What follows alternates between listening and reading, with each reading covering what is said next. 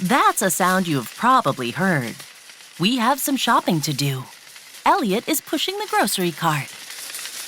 Not too fast, Elliot. Okay. Cowie is sitting in the cart. And I'm on her shoulder. And I've got our grocery list. Thanks, Lisa. Let's first go to the produce section.